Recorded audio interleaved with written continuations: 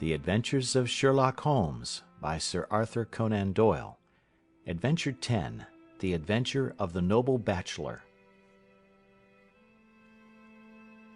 The Lord St. Simon marriage, and its curious termination, have long ceased to be a subject of interest in those exalted circles in which the unfortunate bridegroom moves, and their more piquant details have drawn the gossips away from this 4-year-old drama. As I have reason to believe, however, that the full facts have never been revealed to the general public, and as my friend Sherlock Holmes had a considerable share in clearing the matter up, I feel that no memoir of him would be complete without some little sketch of this remarkable episode. It was a few weeks before my own marriage, during the days when I was still sharing rooms with Holmes in Baker Street, that he came home from an afternoon stroll to find a letter on the table waiting for him. I had remained indoors all day, for the weather had taken a sudden turn to rain, with high autumnal winds, and the Jezebel bullet which I had brought back in one of my limbs as a relic of my Afghan campaign throbbed with dull persistence. With my body in one easy chair and my legs upon another, I had surrounded myself with a cloud of newspapers, until at last, saturated with the news of the day, I tossed them all aside and lay listless, watching the huge crest and monogram upon the envelope upon the table, and wondering lazily who my friend's noble correspondent could be. "Here is a very fashionable epistle," I remarked as he entered. "Your morning letters, if I remember right, were from a fishmonger and a tide-waiter." "Yes, my correspondence has certainly the charm of variety," he answered, smiling, "and the humbler are usually the more interesting. This looks like one of those unwelcome social summonses which call upon a man either to be bored or to lie." He broke the seal and glanced over the contents. "Oh, come, it may prove to be something of interest after all." "Not social, then?" "No, distinctly professional." "And from a noble client?" "One of the highest in England." "My dear fellow, I congratulate you." "I assure you, Watson, without affectation, that the status of my client is a matter of less moment to me than the interest of his case. It is just possible, however, that also may not be wanting in this new investigation. You have been reading the papers diligently of late, have you not?" "It looks like it," said I, ruefully, pointing to a huge bundle in the corner. "I have had nothing else to do." "It is fortunate, for you will perhaps be able to post me up. I read nothing except the criminal news and the agony column. The latter is always instructive. But if you have followed recent events so closely, you must have read about Lord St. Simon and his wedding?" "Oh, yes, with the deepest interest." "That is well. The letter which I hold in my hand is from Lord St. Simon. I will read it to you, and in return you must turn over these papers and let me have whatever bears upon the matter.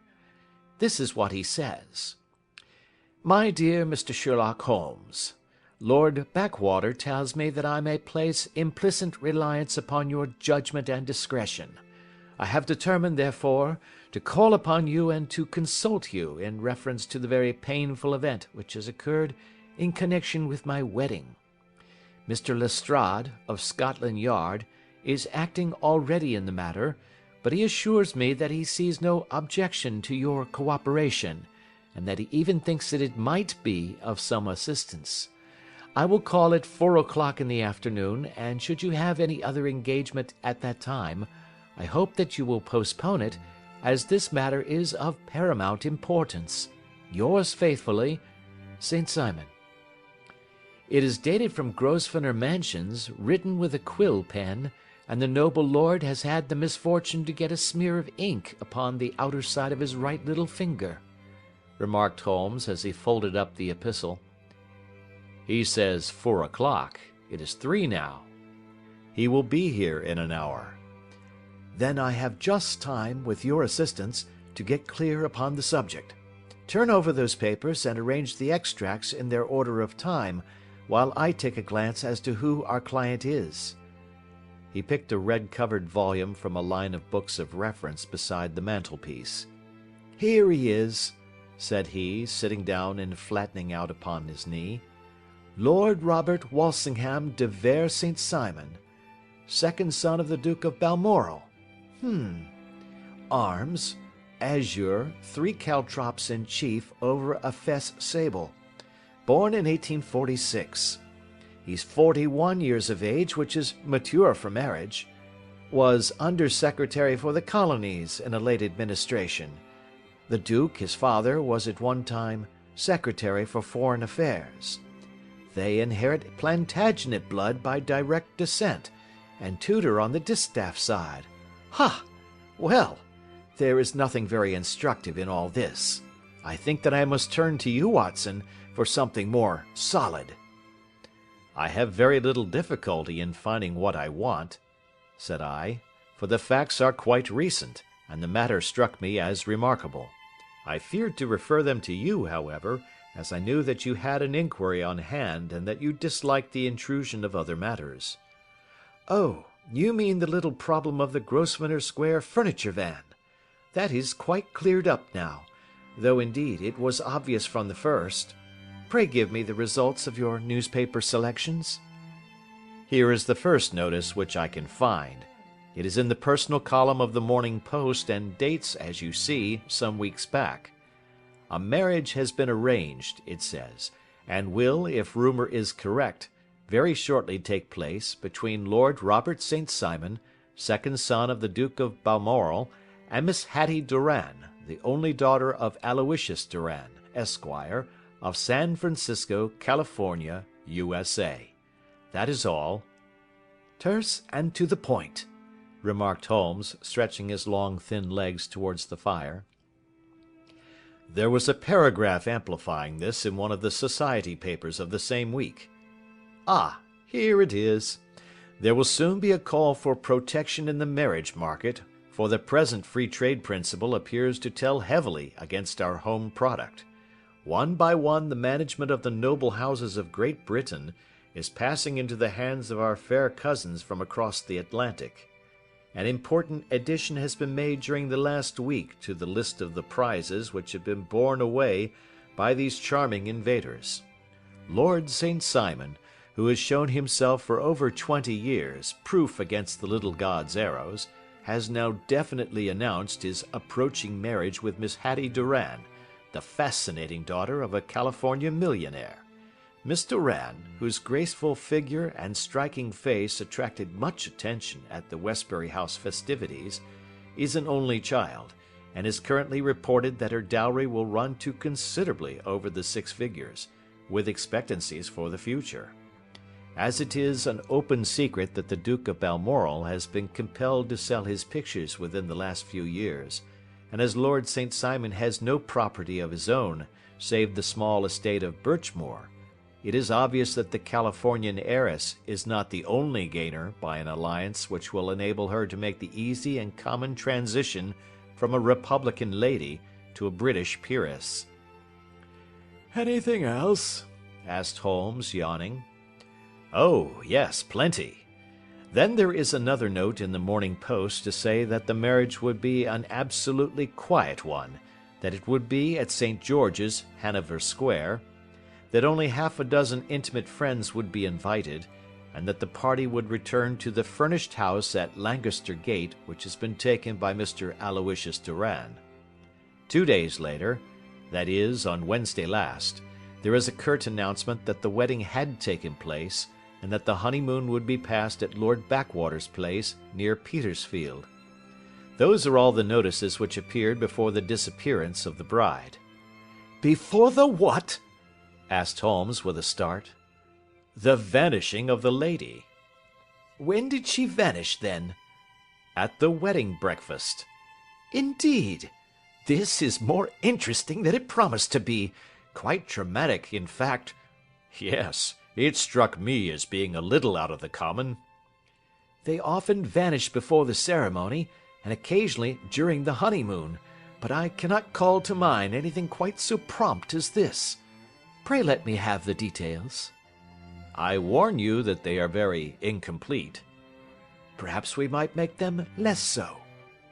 Such as they are set forth in a single article of a morning paper of yesterday, which I will read to you.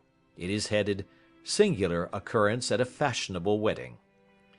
The family of Lord Robert St. Simon has been thrown into the greatest consternation by the strange and painful episodes which have taken place in connection with his wedding. The ceremony, as shortly announced in the papers of yesterday, occurred on the previous morning, but it is only now that it has been possible to confirm the strange rumours which have been so persistently floating about. In spite of the attempts of the friends to hush the matter up, so much public attention has now been drawn to it that no good purpose can be served by affecting to disregard what is a common subject for conversation. The ceremony, which was performed at St. George's, Hanover Square, was a very quiet one, no one being present save the father of the bride, Mr. Aloysius Doran, the Duchess of Balmoral, Lord Backwater, Lord Eustace and Lady Clara St. Simon, the younger brother and sister of the bridegroom, and Lady Alicia Whittington. The whole party proceeded afterwards to the house of Mr. Aloysius Doran at Lancaster Gate, where breakfast had been prepared. It appears that some little trouble was caused by a woman, whose name has not been ascertained, who endeavoured to force her way into the house after the bridal party, alleging that she had some claim upon Lord St. Simon. It was only after a painful and prolonged scene that she was ejected by the butler and the footman. The bride, who had fortunately entered the house before this unpleasant interruption, had sat down to breakfast with the rest, when she complained of a sudden indisposition and retired to her room. Her prolonged absence having caused some comment, her father followed her, but learned from her maid that she had only come up to her chamber for an instant, caught up an ulster and bonnet, and hurried down to the passage. One of the footmen declared that he had seen a lady leave the house thus apparelled, but had refused to credit that it was his mistress, believing her to be with the company.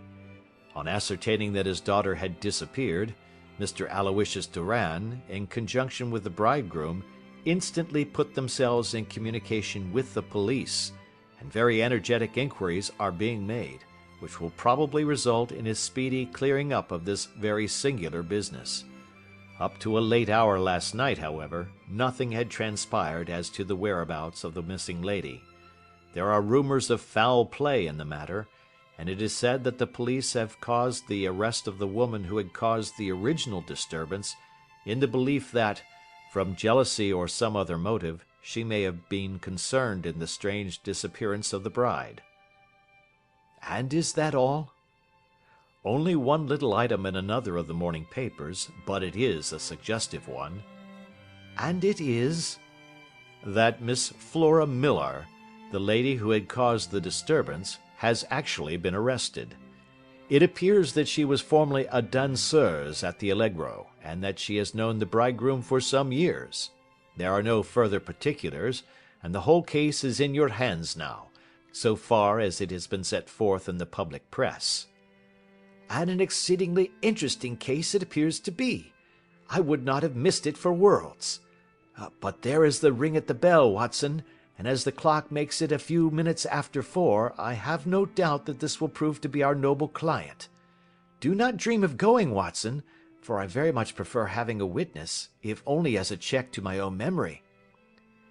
Lord Robert St. Simon, announced our page boy, throwing open the door. A gentleman entered, with a pleasant, cultured face, high-nosed and pale, with something perhaps of petulance about the mouth, and with the steady, well-opened eye of a man whose pleasant lot it had ever been to command and to be obeyed. His manner was brisk, and yet his general appearance gave an undue impression of age, for he had a slight forward stoop and a little bend of the knees as he walked. His hair, too, as he swept off his very curly-brimmed hat, was grizzled round the edges and thin upon the top. As to his dress, it was careful to the verge of foppishness, with high collar, black frock coat, white waistcoat, yellow gloves, patent leather shoes, and light-coloured gaiters. he advanced slowly into the room, turning his head from left to right, and swinging in his right hand the cord which held his golden eyeglasses. "Good day, Lord St. Simon," said Holmes, rising and bowing. "Pray take the basket chair. This is my friend and colleague, Dr. Watson. Draw up a little to the fire, and we will talk this matter over." "A most painful matter to me, as you might most readily imagine, Mr. Holmes. I have been cut to the quick. I understand that you have already managed several delicate cases of this sort, sir, though I presume that they were hardly from the same class of society." "No, I am descending." "I beg pardon?" "My last client of the sort was a king." "Oh, really? I had no idea. And which king?" "The king of Scandinavia." "What? Had he lost his wife?" "You can understand," said Holmes suavely, "that I extend to the affairs of my other clients the same secrecy which I promised to you in yours." "Of course. Very right. Very right. I'm sure I beg pardon. As to my own case, I am ready to give you any information which may assist you in forming an opinion." "Thank you. I have already learned all that is in the public prints, nothing more. I presume that I may take it as correct, this article, for example, as to the disappearance of the bride?" Lord St. Simon glanced over it. "Yes, it is correct, as far as it goes." "But it needs a great deal of supplementing before anyone could offer an opinion. I think that I may arrive at my facts most directly by questioning you." "Pray do so." "When did you first meet Miss Hattie Doran?" "In San Francisco, a year ago." "You were traveling in the States?" "Yes." "Did you become engaged then?" "No." "But you were on a friendly footing?" "I was amused by her society, and she could see that I was amused." "Her father is very rich?" "He is said to be the richest man on the Pacific slope." "And how did he make his money?" "In mining. He had nothing a few years ago. Then he struck gold, invested it, and came up by leaps and bounds." "Now, what is your own impression as to the young lady's, your wife's, character?" The nobleman swung his glasses a little faster and stared down into the fire.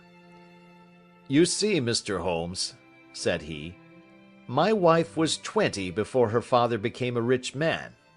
During that time she ran free in a mining camp and wandered through woods or mountains, so that her education has come from nature rather than from the schoolmaster. She is what we call in England a tomboy, with a strong nature, wild and free, unfettered by any sort of traditions. She is impetuous, volcanic, I was about to say. She is swift in making up her mind and fearless in carrying out her resolutions. On the other hand, I would not have given her the name which I have the honor to bear," he gave a little stately cough, "had I not thought her to be at bottom a noble woman. I believe that she is capable of heroic self-sacrifice, and that anything dishonorable would be repugnant to her." "Have you her photograph?" "I brought this with me." He opened a locket and showed us the full face of a very lovely woman. It was not a photograph, but an ivory miniature, and the artist had brought out the full effect of the lustrous black hair, the large dark eyes, and the exquisite mouth.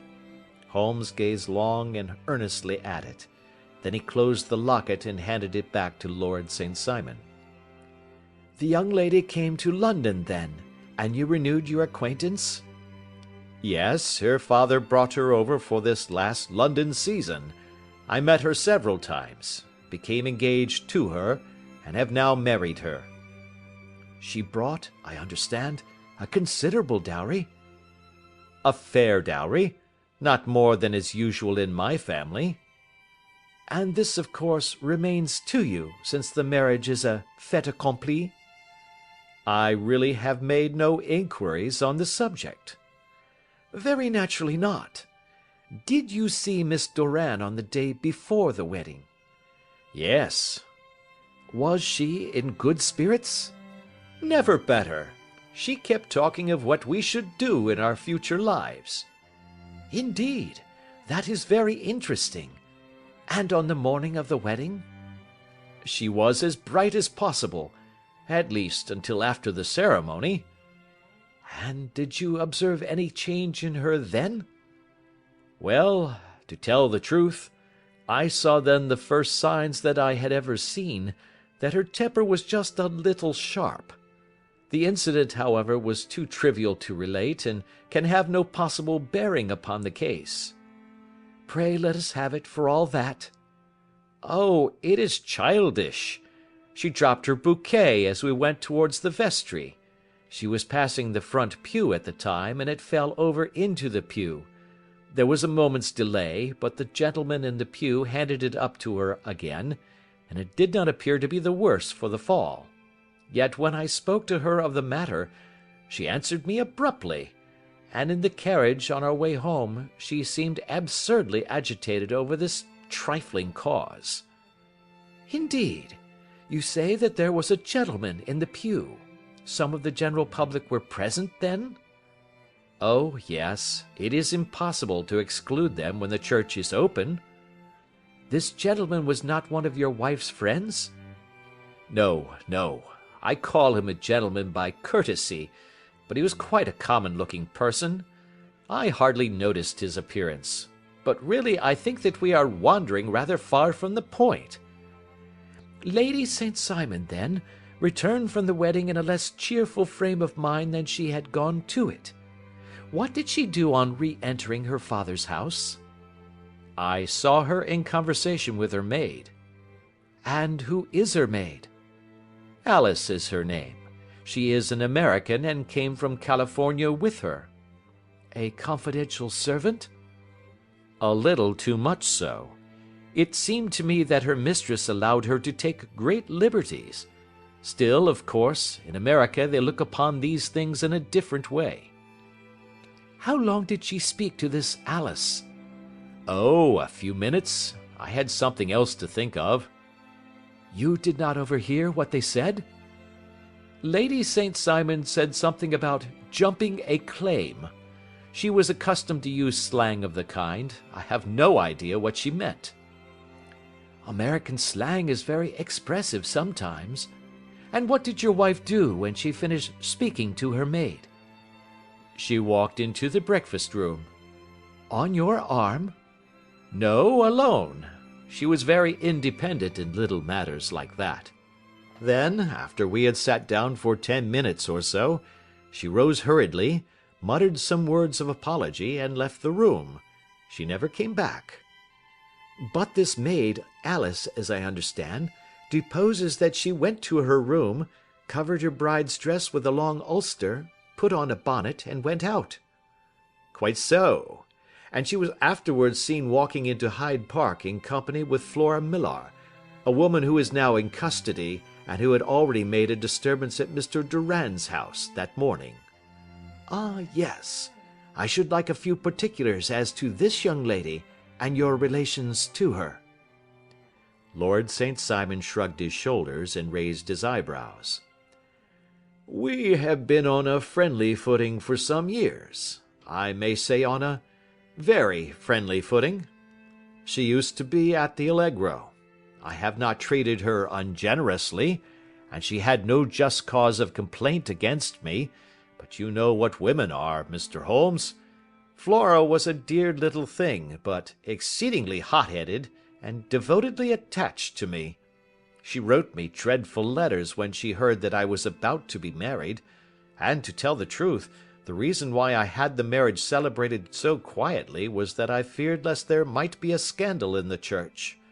She came to Mr. Doran's door just after we returned, and she endeavoured to push her way in, uttering very abusive expressions towards my wife, and even threatening her, but I had foreseen the possibility of something of the sort, and I had 2 police fellows there in private clothes who soon pushed her out again. She was quiet when she saw that there was no good in making a row." "Did your wife hear all this?" "No, thank goodness, she did not." "And she was seen walking with this very woman afterwards?" "Yes, that is what Mr. Lestrade, of Scotland Yard, looks upon as so serious. It is thought that Flora decoyed my wife out and laid some terrible trap for her." "Well, it is a possible supposition." "You think so, too?" "I did not say a probable one. But you did not yourself look upon this as likely?" "I do not think Flora would hurt a fly." "Still, jealousy is a strange transformer of characters. Pray, what is your own theory as to what took place?" "Well, really, I came to seek a theory, not to propound one. I have given you all the facts. Since you ask me, however, I may say that it has occurred to me as possible that the excitement of this affair, the consciousness that she had made so immense a social stride, had the effect of causing some little nervous disturbance in my wife." "In short, that she had become suddenly deranged?" "Well, really, when I consider that she has turned her back, I will not say upon me, but upon so much that many have aspired to without success, I can hardly explain it in any other fashion." "Well, certainly that is also a conceivable hypothesis," said Holmes, smiling. "And now, Lord St. Simon, I think that I have nearly all my data. May I ask whether you were seated at the breakfast table so that you could see out of the window?" "We could see the other side of the road and the park." "Quite so. Then I do not think that I need to detain you longer. I shall communicate with you." "Should you be fortunate enough to solve this problem," said our client, rising. "I have solved it." "Eh? What was that?" "I say that I have solved it." "Where, then, is my wife?" "That is a detail which I shall speedily supply." Lord St. Simon shook his head.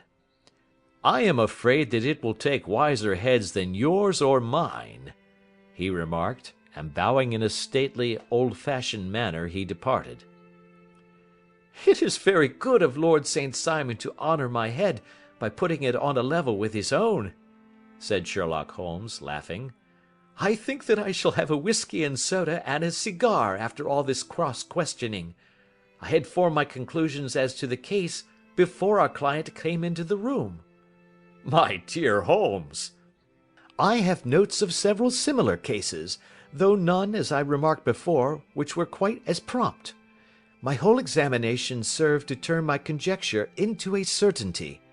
Circumstantial evidence is occasionally very convincing, as when you find a trout in the milk, to quote Thoreau's example."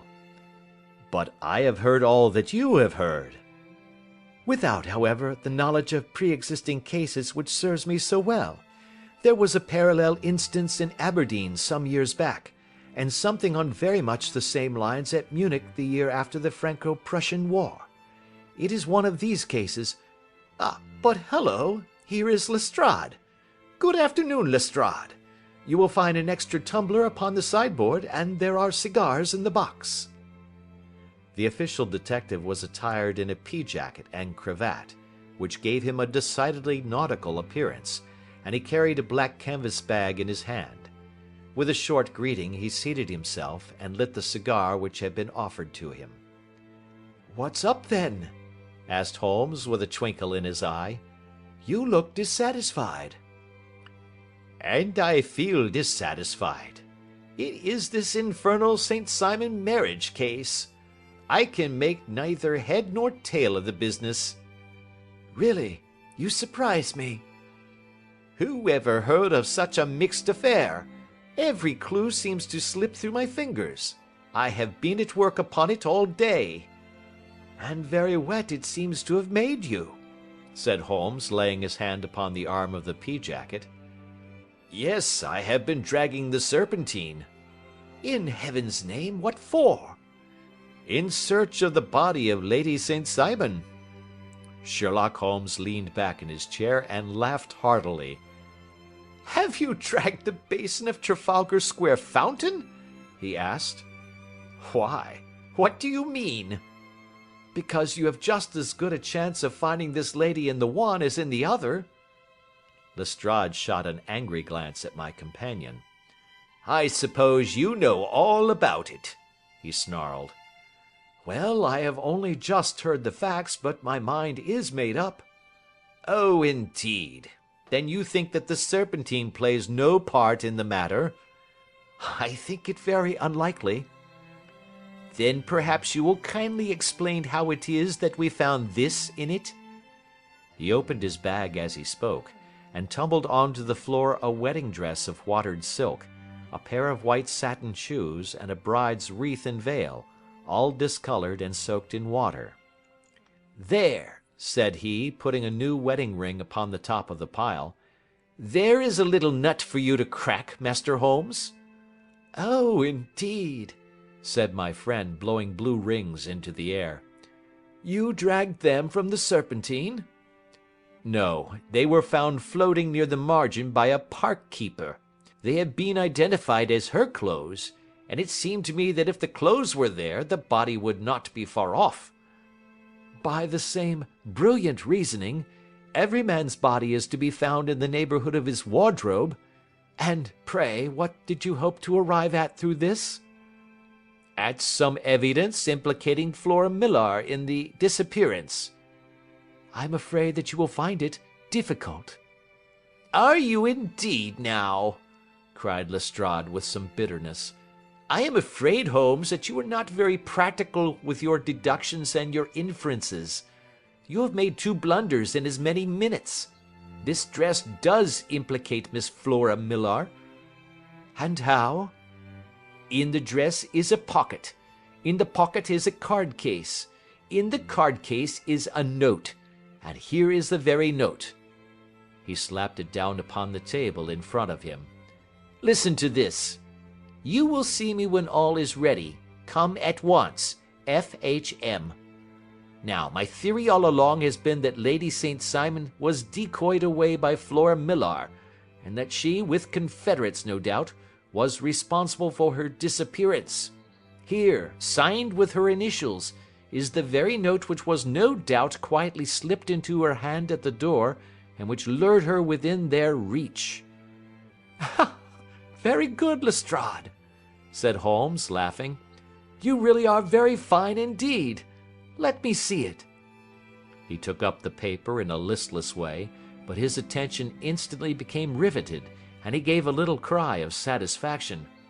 "This is indeed important," said he. "Ha! You find it so?" "Extremely so.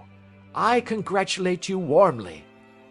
Lestrade rose in his triumph and bent his head to look. "Why," he shrieked, "you're looking at the wrong side." "On the contrary, this is the right side." "The right side? You're mad. Here is the note written in pencil over here." "And over here is what appears to be the fragment of a hotel bill, which interests me deeply." "There's nothing in it. I looked at it before," said Lestrade. "October 4th, rooms 8 shillings, breakfast 2 shillings 6 pence, cocktail 1 shilling, lunch 2 shillings 6 pence, glass sherry 8 pence. I see nothing in that." "Very likely not. It is most important all the same. As to the note, it is important also, or at least the initials are, so I congratulate you again." "I've wasted time enough," said Lestrade, rising.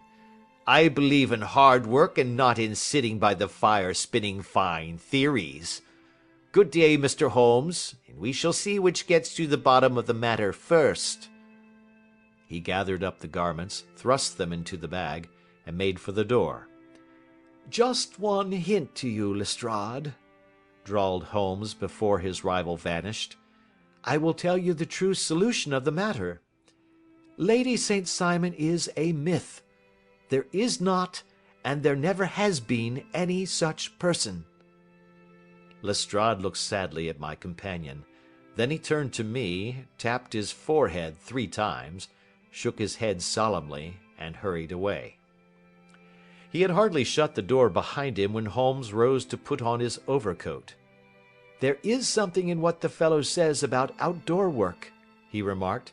"So I think, Watson, that I must leave you to your papers for a little." It was after 5 o'clock when Sherlock Holmes left me, but I had no time to be lonely, for within an hour there arrived a confectioner's man with a very large flat box. This he unpacked with the help of a youth whom he had brought with him, and presently, to my very great astonishment, a quite epicurean little cold supper began to be laid out upon our humble lodging-house mahogany. There were a couple of brace of cold woodcock, a pheasant, a pâté de foie gras pie with a group of ancient and cobwebby bottles. Having laid out all these luxuries, my two visitors vanished away, like the genii of the Arabian Nights, with no explanation save that the things had been paid for and were ordered to this address. Just before 9 o'clock, Sherlock Holmes stepped briskly into the room. His features were gravely set, but there was a light in his eye which made me think that he had not been disappointed in his conclusions. "They have laid the supper, then," he said, rubbing his hands. "You seem to expect company. They have laid for 5.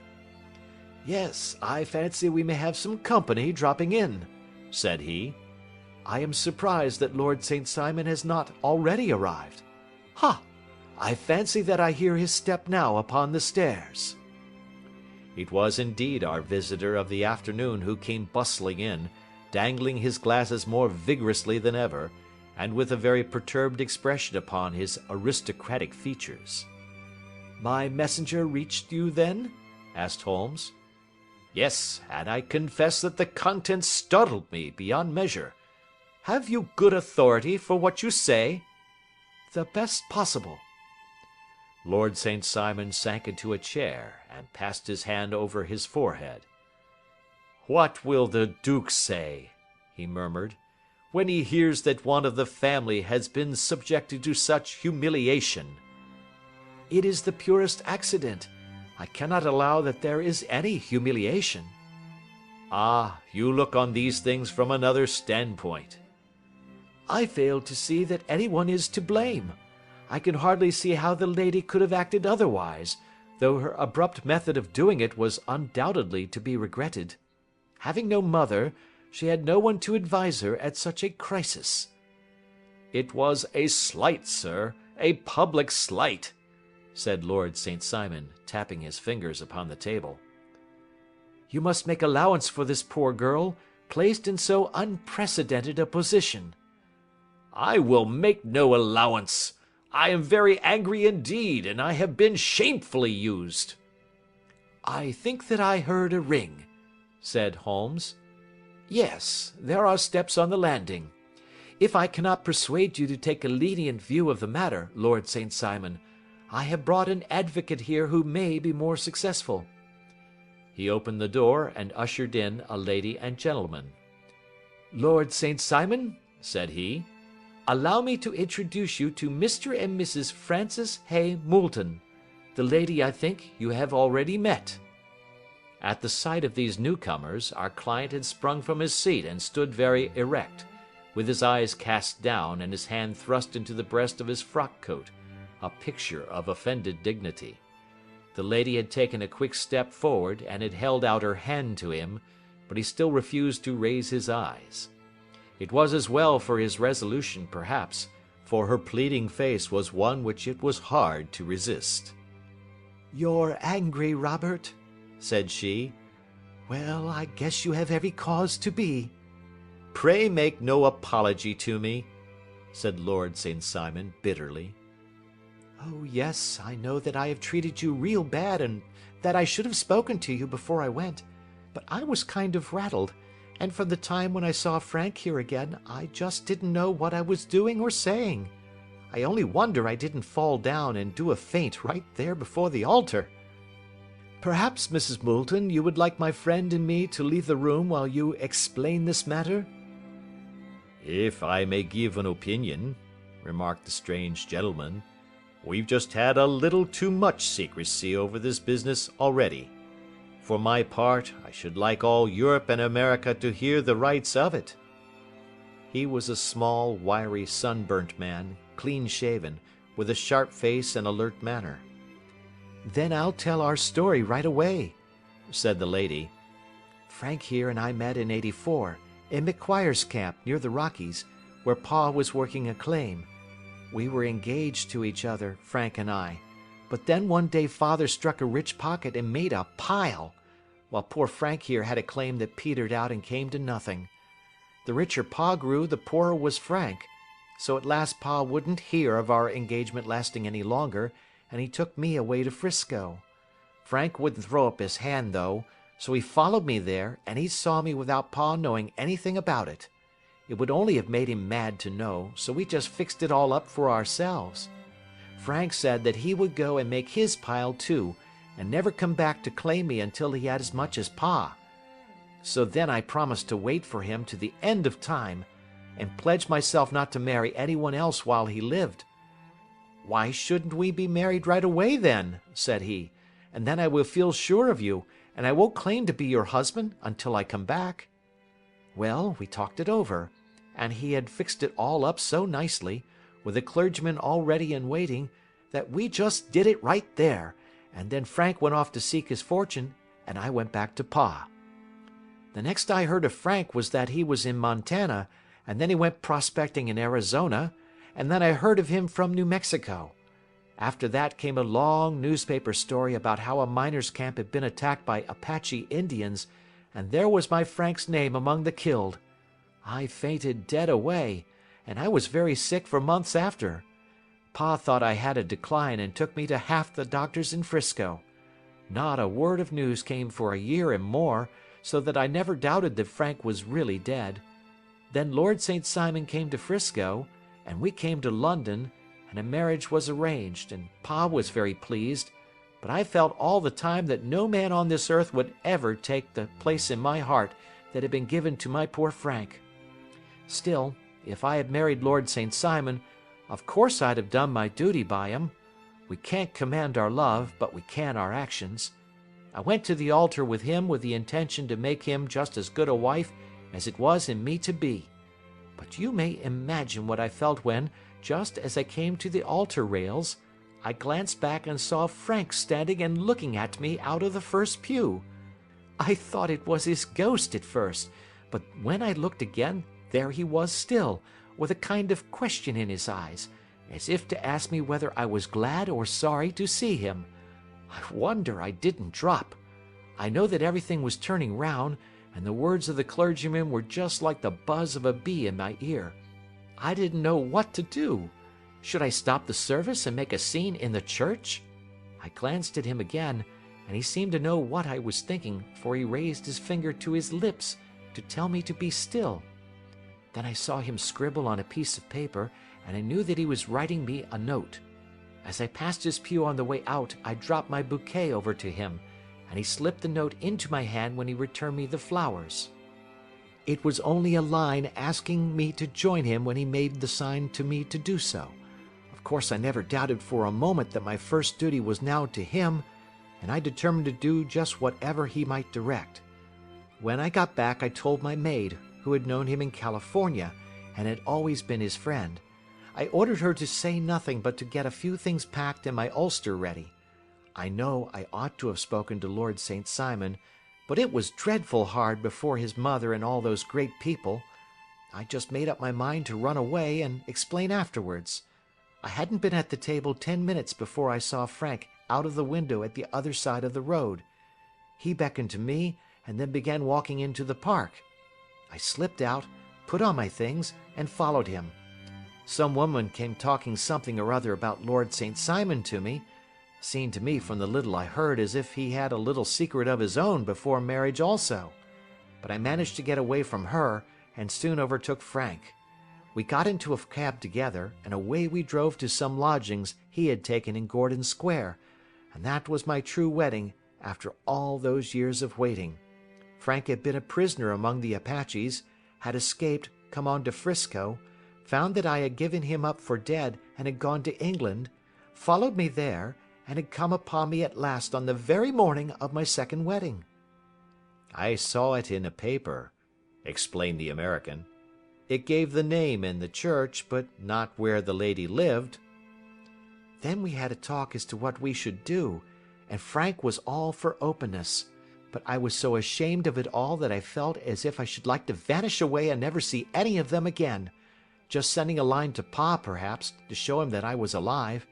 It was awful to me to think of all those lords and ladies sitting round that breakfast table and waiting for me to come back. So Frank took my wedding clothes and things and made a bundle of them, so that I should not be traced, and dropped them away somewhere where no one could find them. It is likely that we should have gone on to Paris tomorrow, only that this good gentleman, Mr. Holmes, came round to us this evening, though how he found us is more than I can think, and he showed us very clearly and kindly that I was wrong and that Frank was right, and that we should be putting ourselves in the wrong if we were so secret. Then he offered to give us a chance of talking to Lord St. Simon alone, and so we came right away round to his rooms at once. Now, Robert, you have heard it all, and I am very sorry if I have given you pain, and I hope that you do not think very meanly of me." Lord St. Simon had by no means relaxed his rigid attitude, but had listened with a frowning brow and a compressed lip to this long narrative. "Excuse me," he said, "but it is not my custom to discuss my most intimate personal affairs in this public manner." "Then you won't forgive me? You won't shake hands before I go?" "Oh, certainly, if it would give you any pleasure." He put out his hand and coldly grasped that which she extended to him. "I had hoped," suggested Holmes, "that you would have joined us in a friendly supper." "I think that there you ask a little too much," responded his lordship. "I may be forced to acquiesce in these recent developments, but I can hardly be expected to make merry over them. I think that with your permission I will now wish you all a very good night." He included us all in a sweeping bow, and stalked out of the room.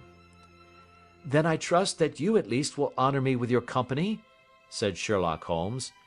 "It is always a joy to meet an American, Mr. Moulton, for I am one of those who believe that the folly of a monarch and the blundering of a minister in far gone years will not prevent our children from being some day citizens of the same world-wide country under a flag which shall be a quartering of the Union Jack with the stars and stripes."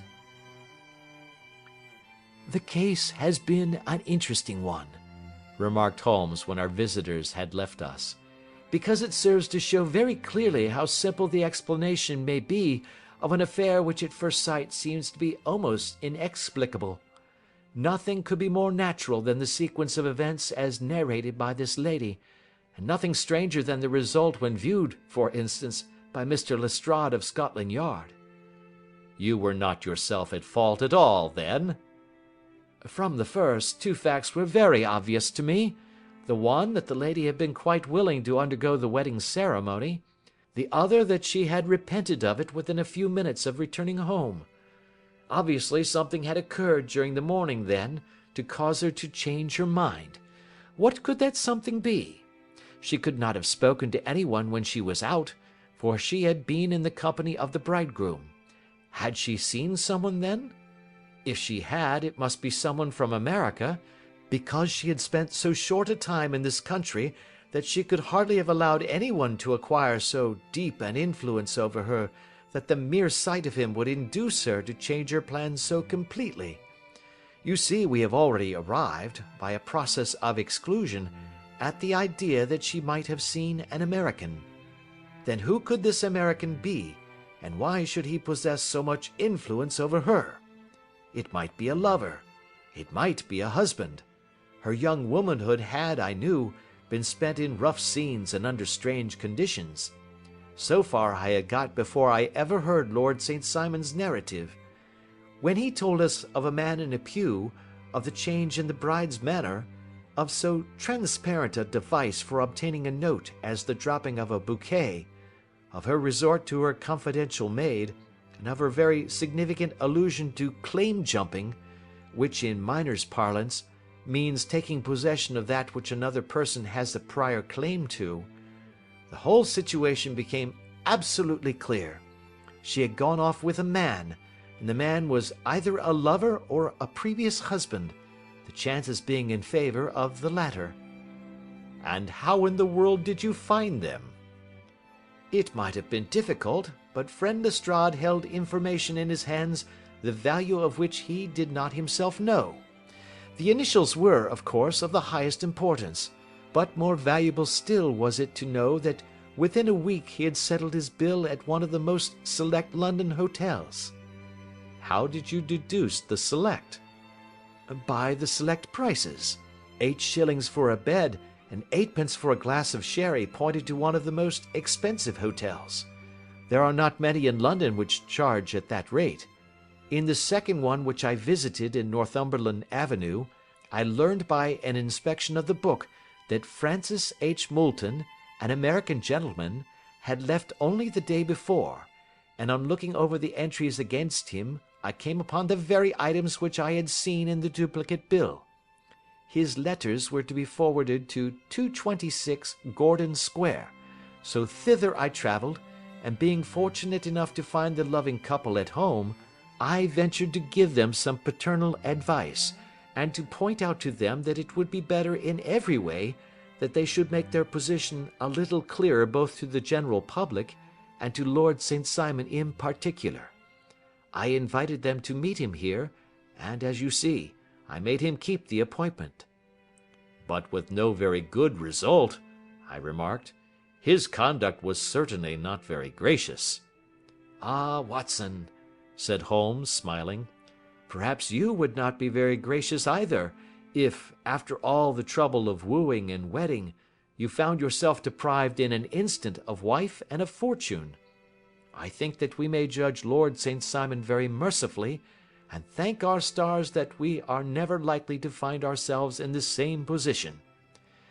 Draw your chair up, and hand me my violin, for the only problem we have still to solve is how to while away these bleak autumnal evenings. End of Adventure 10.